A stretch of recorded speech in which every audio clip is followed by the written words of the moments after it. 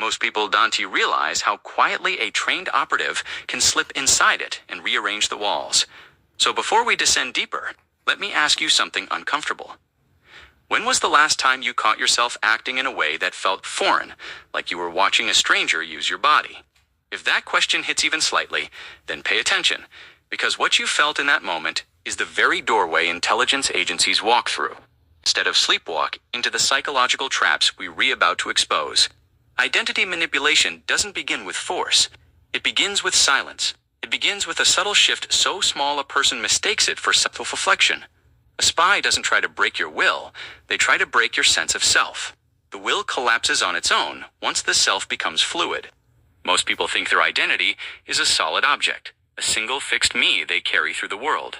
In reality, identity is a fragile constellation of beliefs.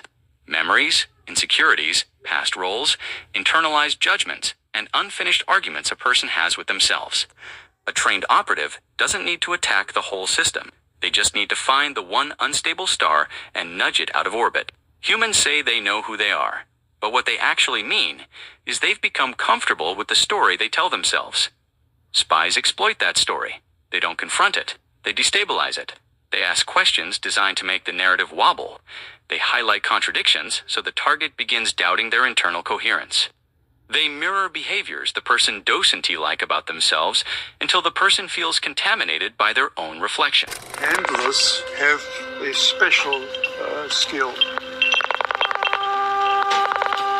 The handler is, of course, the stronger one and the stable one. Because you need to get into the head of an agent. Consider every need that he has, every worry that he has about his marriage, about kids, about the job, about what he can handle. Espionage and intelligence is about human intelligence. The last secrets you don't get through machines. You get this only if you can penetrate. Not every intelligence service is good enough to achieve that.